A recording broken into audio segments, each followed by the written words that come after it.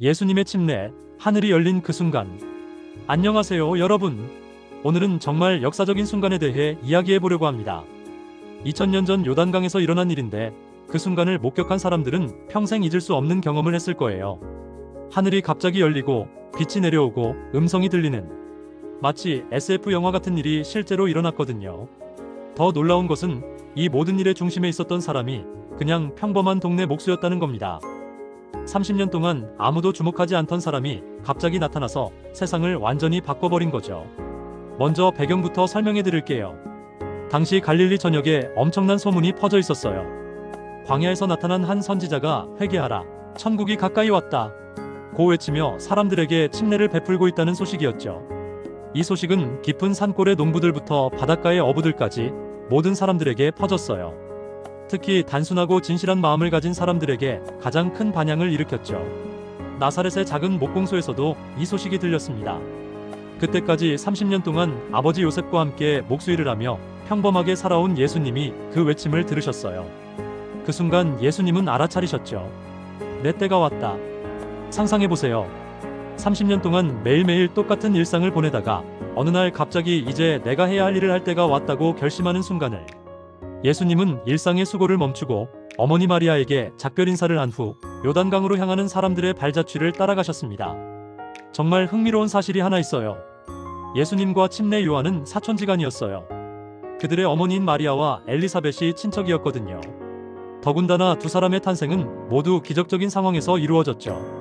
그런데 놀랍게도 이 두 사람은 지금까지 직접 만난 적이 없었어요. 예수님은 갈릴리 나사렛에서 자라셨고 요한은 유대 광야에서 자라났거든요. 완전히 다른 환경에서 각각 은둔 생활을 하며 살아온 거죠. 이게 우연의 일치일까요? 절대 아니에요. 하나님의 완벽한 계획이었습니다. 만약 이 두 사람이 어릴 때부터 알고 지냈다면 사람들이 저들이 미리 짜고 치는 고스톱이구나 하고 의심했을 테니까요. 요한은 예수님에 대해 어느 정도 알고는 있었어요. 예수님의 기적적인 탄생, 어릴 때 예루살렘 성전에서 일어난 놀라운 일들, 그리고 죄 없는 삶을 살고 계신다는 것까지 말이죠. 요한은 예수님이 메시아가 될 것이라고 믿었지만 확신은 없었어요. 왜냐하면 예수님이 너무 오랫동안 조용히 지내셨거든요. 30년 동안이나 아무런 특별한 증거도 보이지 않으시고, 요한으로서는 정말 이분이 우리가 기다리던 그분일까 하는 의문이 들 수밖에 없었죠. 하지만 요한은 믿음으로 기다렸어요. 하나님께서 정하신 때가 되면 모든 것이 분명해질 거라고 믿으면서 말이에요.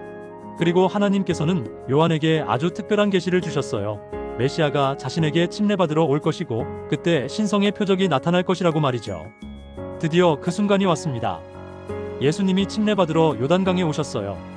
요한이 예수님을 처음 봤을 때의 반응을 상상해보세요. 요한은 그동안 수많은 사람들을 만났어요.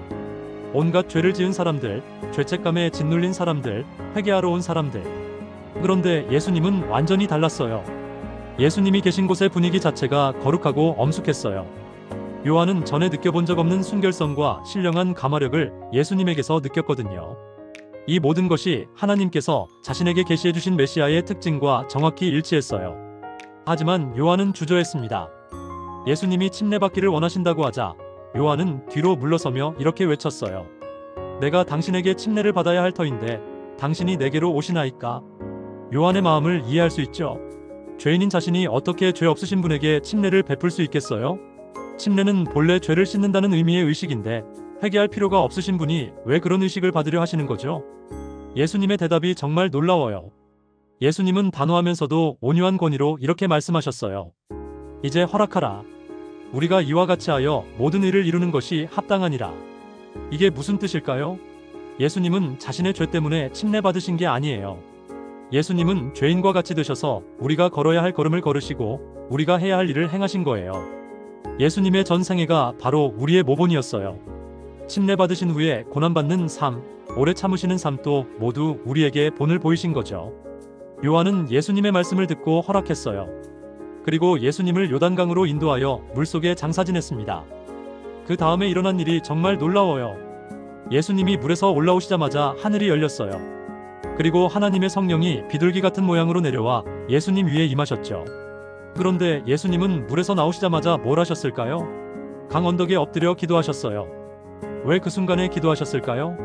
예수님 앞에는 새롭고도 중대한 시대가 열려 있었거든요. 지금까지는 나사렛의 조용한 몫으로 사셨지만 이제부터는 온 세상을 무대로 한 거대한 영적 전쟁에 뛰어드셔야 했어요. 예수님은 평강의 왕이셨지만 그분의 오심은 마치 칼을 뽑는 것과 같을 거라는 걸 아셨어요. 예수님이 세우려는 나라는 당시 유대인들이 원하던 정치적 왕국과는 정반대였거든요. 더 가슴 아픈 것은 예수님을 이해해줄 사람이 아무도 없다는 거였어요. 이스라엘 제사제도의 기초가 되신 분이 오히려 그 제도의 원수로 여겨질 것이고, 시내산에서 율법을 주신 분이 율법을 어기는 자로 정죄받으실 것이고, 사탄의 세력을 깨뜨리러 오신 분이 바알세불이라는 비난을 받으실 거라는 걸 아셨어요. 심지어 가장 가까운 사람들도 예수님을 이해하지 못할 거였어요. 어머니 마리아와 형제들, 심지어 제자들까지도 말이에요. 예수님은 완전히 혼자서 이 길을 걸어가셔야 했어요. 예수님이 감당하셔야 할 것들이 얼마나 무거웠는지 상상해보세요. 우리와 같은 사람이 되셔서 우리의 죄와 슬픔의 짐을 다 담당하셔야 했어요. 죄가 없으신 분이 죄의 수치를 느끼셔야 했고, 평화를 사랑하시는 분이 분쟁과 함께 사셔야 했고, 진리이신 분이 거짓과 함께, 깨끗하신 분이 더러움과 함께 거하셔야 했어요. 범죄로 생긴 모든 악함, 모든 불화, 모든 더러운 욕망들이 예수님의 마음에 엄청난 고통을 가져다 줄 거였어요. 그분은 홀로 그 길을 걸으셔야 했고, 홀로 그 짐을 지셔야 했어요. 하늘의 영광을 버리시고 인간의 연약한 몸을 입으신 그분에게 온 세상의 구원이 달려 있었거든요. 예수님은 이 모든 것을 알고 계셨어요. 하지만 그분의 목적은 흔들리지 않았어요. 타락한 인류를 구원하는 것, 그것이 예수님의 확고한 결심이었거든요. 예수님이 이렇게 간절히 기도하실 때 정말 놀라운 일이 일어났어요. 예수님은 죄가 사람의 마음을 얼마나 완악하게 만드는지, 사람들이 자신의 사명을 이해하고 구원의 선물을 받아들이기가 얼마나 어려운지 잘 아셨어요. 그래서 하나님 아버지께 간구하셨어요. 사람들의 불신을 정복하고 사탄이 그들을 묶어둔 사슬을 끊으며 그들을 대신해서 사탄을 이길 수 있는 능력을 달라고 말이에요. 그리고 가장 중요한 것, 하나님께서 당신의 아들 안에서 인류를 받아주신다는 증거를 달라고 간구하셨어요. 천사들도 이런 기도를 들어본 적이 없었어요. 그들은 자신들이 사랑하는 사령관이신 예수님께 위로와 격려의 메시지를 전해주고 싶어 했어요. 하지만 그럴 수 없었어요. 하나님 아버지께서 직접 당신 아들의 기도에 응답하셔야 했거든요. 그때 정말 놀라운 일이 일어났어요. 하나님 아버지의 영광의 빛이 직접 보좌에서 흘러나왔어요. 하늘이 열리고 예수님의 머리 위에 가장 순결한 빛의 모습이 내려왔는데, 그것이 바로 비둘기 같은 모양이었어요. 온유하고 겸손하신 예수님을 상징하는 완벽한 표현이었죠. 요단강에는 그날 정말 많은 사람들이 모여 있었어요. 하지만 침례 요한을 제외하고는 이 하늘의 이상을 제대로 본 사람이 거의 없었어요. 그런데도 뭔가 다른 분위기를 모든 사람들이 느꼈어요. 하나님이 임재하신 엄숙하고 거룩한 분위기가 그 장소를 감쌌거든요. 사람들은 조용히 서서 예수님을 바라봤어요. 예수님의 몸은 하나님의 보좌를 항상 둘러싸고 있는 그 영광의 빛으로 덮여 있었어요. 하늘을 향한 예수님의 얼굴은 그들이 전에 사람의 얼굴에서는 절대 볼 수 없었던 영광으로 빛나고 있었죠. 그리고 열린 하늘에서 한 음성이 들려왔어요. 이는 내 사랑하는 아들이요, 내 기뻐하는 자라. 요한은 그 순간 모든 것을 깨달았어요. 하나님께서 약속하셨던 바로 그 표적이었거든요. 요한은 예수님이 한 간구자로서 아버지의 인정을 받기 위해 눈물을 흘리며 간절히 기도하시는 모습에 깊은 감명을 받았어요. 그리고 하나님의 영광이 예수님을 감싸고 하늘에서 음성이 들렸을 때 요한은 확신했어요. 자신이 침례를 베풀어준 그분이 바로 세상의 구주라는 것을. 성령이 요한에게 임하자 요한은 손을 들어 예수님을 가리키며 외쳤어요. 보라, 세상 죄를 지고 가는 하나님의 어린 양이로다. 사실 그 자리에 있던 사람들 중에 아무도, 심지어 그 말을 한 요한조차도 하나님의 어린 양이라는 말의 진짜 의미를 완전히 이해하지는 못했어요. 하지만 이 표현에는 깊은 역사가 담겨 있어요. 아브라함이 아들 이삭을 제물로 바치려고 모리아산에 올라갔을 때를 기억하세요. 이삭이 아버지여, 번제할 어린 양은 어디 있나이까? 하고 물었죠. 아브라함은 아들아, 번제할 어린 양은 하나님이 친히 준비하시리라고 대답했어요. 결국 하나님께서 이삭 대신 수양을 준비해 주셨죠. 그 사건은 장래의 인류의 죄를 위해 돌아가실 그분의 예표였어요. 이사야 선지자도 이렇게 예언했어요. 그가 도수장으로 끌려가는 어린 양같이 끌려갔고 여호와께서는 우리 모두의 죄악을 그에게 담당시키셨도다. 하지만 당시 이스라엘 백성 대부분은 이 교훈을 이해하지 못했어요. 그들은 제사를 마치 이방인들처럼 자신들이 하나님과 화목해질 수 있는 거래 수단 정도로 생각했거든요. 하지만 하나님께서는 그들을 화목시키는 선물이 바로 하나님, 자신의 사랑에서 나온다는 것을 가르치고 싶어 하셨어요. 정말 놀라운 것은 요단강에서 예수님에게 하신 이는 내 사랑하는 아들이요 내 기뻐하는 자라는 말씀이 실제로는 우리 인류에게 하신 말씀이기도 하다는 거예요. 하나님께서는 우리의 대표자인 예수님에게 말씀하신 거거든요. 우리에게 온갖 죄와 연약함이 있음에도 불구하고 우리는 무가치한 존재로 버림받지 않아요. 하나님께서는 사랑하시는 자 안에서 우리를 받아주세요. 그리스도에게 임한 그 영광은 바로 우리를 향한 하나님의 사랑의 보증이에요. 그것은 기도의 능력을 보여줘요. 우리의 음성이 하나님의 귀에 상달되고 우리의 간구가 하늘 궁정에서 받아들여진다는 사실 말이에요. 죄 때문에 이 지구는 하늘과 분리되고 교통이 끊어졌어요. 하지만 예수님께서 이것을 다시 영광의 세계와 연결시키셨어요. 그분의 사랑은 우리를 둘러싸고 가장 높은 하늘까지 미쳤어요. 하늘의 열린 문에서 쏟아져 나와 예수님의 머리에 비친 그 빛은 우리가 시험을 이기기 위해 도움을 구할 때 우리에게도 임할 거예요. 예수님에게 말씀하신 그 음성은 모든 믿는 사람에게도 말씀하세요. 이는 내 사랑하는 아들이요 내 기뻐하는 자라. 성경은 이렇게 말해요. 사랑하는 자들아, 우리가 지금은 하나님의 자녀라. 장래에 어떻게 될 것은 아직 나타나지 않았으나 그가 나타나심이 되면 우리가 그와 같을 줄을 아는 것은 그에 계신 그대로 볼 것을 이남이니 우리 구주께서는 가장 죄 많고 가장 가난하고 가장 억압받고 멸시당하는 사람이라도 하늘 아버지께로 나아갈 수 있는 길을 열어놓으셨어요. 성경에는 이런 말씀도 있어요. 거룩하고 진실하사 다윗의 열쇠를 가지신 이 곧 열면 닫을 사람이 없고 닫으면 열 사람이 없는 그이가 말씀하시되 볼지어다 내가 내 앞에 열린 문을 두었으되 능히 닫을 사람이 없으리라. 예수님께서 우리를 위해 열어주신 하늘의 문을 아무도 닫을 수 없어요. 모든 사람이 예수님께서 우리를 위해 예비하러 가신 그 집에서 살 수 있을 거예요. 여러분, 이 놀라운 이야기가 오늘 우리에게 주는 메시지는 무엇일까요? 첫 번째로 하나님께서는 우리의 기도를 들으세요. 예수님이 요단강에서 기도하실 때 하늘이 열렸듯이 우리가 진실한 마음으로 기도할 때도 하늘의 문이 열려요. 두 번째로 우리도 하나님의 사랑받는 자녀예요. 예수님에게 내 사랑하는 아들이라고 하신 그 음성이 우리에게도 들려요. 우리에게 부족함이 있어도 하나님께서는 예수님 안에서 우리를 받아주세요. 세 번째로 우리 앞에도 열린 문이 있어요.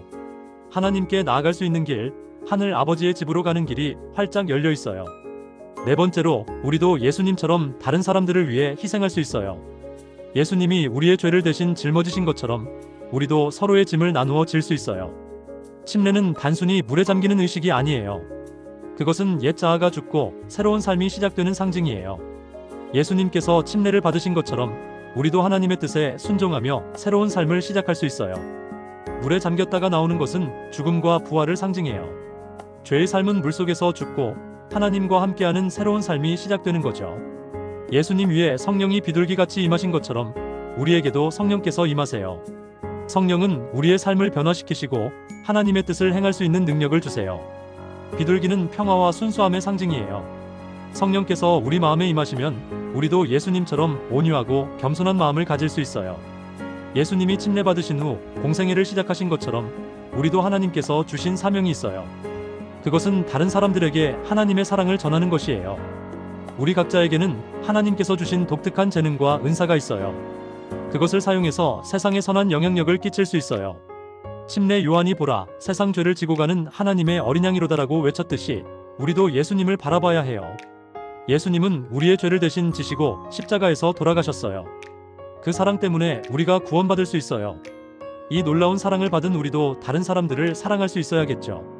2000년 전 요단강에서 일어난 이 놀라운 사건은 단순한 역사적 사실이 아니에요. 그것은 오늘날 우리에게도 계속되고 있는 하나님의 역사예요. 하나님께서는 지금도 우리의 기도를 들으시고 우리를 사랑하는 자녀로 받아주시고 우리 앞에 새로운 기회의 문을 열어주세요. 30년 동안 평범한 몫으로 살던 예수님이 그날 새로운 사명을 시작하신 것처럼 우리도 언제든지 하나님과 함께하는 새로운 삶을 시작할 수 있어요. 혹시 지금 여러분의 인생이 평범하고 별 볼 일 없다고 느끼시나요? 30년 동안 나사렛의 무명 목수였던 예수님을 생각해보세요. 하지만 하나님께서는 그분을 통해 온 세상을 구원하는 놀라운 일을 하셨어요. 여러분도 마찬가지예요. 하나님께서는 여러분의 평범한 일상을 통해서도 놀라운 일들을 하실 수 있어요. 중요한 것은 하나님의 음성을 듣고 순종하는 것이에요. 침례는 한 번만 받는 의식이지만 그 의미는 매일매일 우리 삶에 적용되어야 해요. 매일 아침 일어날 때마다 오늘도 하나님과 함께 새로운 하루를 시작하겠습니다라고 다짐할 수 있어요. 어제의 실수나 후회는 물속에 장사 지내고 오늘은 성령의 능력으로 새롭게 살아갈 수 있어요. 이것이 바로 침례의 진정한 의미예요. 그렇다면 어떻게 하나님의 음성을 들을 수 있을까요? 첫째, 예수님처럼 기도하는 시간을 가져보세요. 예수님도 중요한 순간마다 기도하셨어요. 기도는 하나님과의 대화예요. 일방적으로 요청만 하는 게 아니라 하나님의 음성도 들어보세요. 둘째, 성경을 읽어보세요. 하나님께서는 성경을 통해 우리에게 말씀하세요. 침례 요한이 예언서를 통해 메시아를 알아본 것처럼 우리도 말씀을 통해 하나님의 뜻을 알 수 있어요. 셋째, 성령의 인도하심에 민감해지세요. 때로는 마음속 깊은 곳에서 들려오는 작은 음성일 수도 있고 때로는 주변 사람들을 통해 들려오는 조언일 수도 있어요. 성령이 비둘기같이 임하셨다는 표현이 참 아름답지 않나요? 비둘기는 정말 온순하고 평화로운 동물이에요. 성령께서도 우리에게 강압적으로 오시지 않아요. 부드럽고 온화하게 우리가 받아들일 수 있도록 오세요. 하지만 동시에 비둘기는 강한 생명력도 가지고 있어요. 홍수 때 노아의 방주에서 올리브 잎을 물고 온 것처럼 희망과 새 생명의 메신저이기도 하죠. 성령께서 우리에게 임하시면 우리 안에 새로운 생명력이 생겨요. 절망적인 상황에서도 희망을 발견할 수 있고 어려운 일도 기쁨으로 감당할 수 있어요. 예수님의 침례 사건이 보여주는 가장 큰 메시지는 사랑이에요. 하나님 아버지의 예수님을 향한 사랑, 예수님의 인류를 향한 사랑, 그리고 우리를 향한 끝없는 사랑 말이에요. 이는 내 사랑하는 아들이요, 내 기뻐하는 자라는 음성은 단순히 예수님에게만 해당되는 것이 아니에요. 예수님 안에서 우리도 하나님의 사랑받는 자녀가 되었거든요. 이 사랑을 받은 우리는 어떻게 살아야 할까요? 당연히 다른 사람들에게도 그 사랑을 나누어 주어야겠죠. 요단강에서 일어난 초자연적인 현상을 보면서 우와, 정말 대단하다 고 감탄할 수 있어요. 하지만 더 중요한 것은 우리 일상 속에서도 이런 기적들이 일어날 수 있다는 거예요. 누군가에게 따뜻한 말 한마디를 건네는 것, 어려운 사람을 도와주는 것, 용서하고 화해하는 것, 이 모든 것들이 바로 기적이에요. 하나님의 사랑이 우리를 통해 나타나는 기적 말이에요. 침례 요한이 예수님을 하나님의 어린 양이라고 부른 것처럼 우리도 다른 사람들을 위해 희생하는 삶을 살 수 있어요. 물론 예수님처럼 온 인류를 구원할 수는 없지만 우리 주변의 한 사람이라도 행복하게 만들 수는 있잖아요. 가족을 위해, 친구를 위해, 동료를 위해 작은 희생을 할 수 있어요. 이런 작은 희생들이 모여서 세상을 조금씩 더 아름답게 만들어가는 거예요. 예수님 위에 하늘이 열린 것처럼 우리 위에도 하늘의 축복이 쏟아져 내려와요. 때로는 눈에 보이는 축복일 수도 있고 때로는 마음의 평안이나 기쁨 같은 보이지 않는 축복일 수도 있어요. 중요한 것은 그 축복을 알아차리는 눈을 갖는 거예요. 당연하게 여기던 것들, 건강, 가족, 친구, 직장, 심지어 오늘 하루 숨 쉴 수 있는 것까지도 모두 하나님의 축복이에요. 30세에 처음으로 공적인 사역을 시작하신 예수님을 보면서 새로운 시작이 언제든 가능하다는 것을 배워요. 나이가 들었다고, 실패를 많이 했다고, 능력이 부족하다고 포기할 필요 없어요. 하나님께서는 언제든 우리에게 새로운 기회를 주세요. 모세는 80세에 이스라엘 백성을 이끄는 지도자가 되었고 아브라함은 75세에 고향을 떠나 새로운 땅으로 향했어요. 나이는 숫자일 뿐이에요. 여러분, 오늘 이 이야기를 들으면서 어떤 생각이 드셨나요? 2000년 전 요단강에서 일어난 그 놀라운 사건이 여러분의 삶과는 상관없는 먼 옛날 이야기가 아니에요. 바로 지금 여러분의 일상 속에서도 하나님의 놀라운 역사가 일어나고 있어요.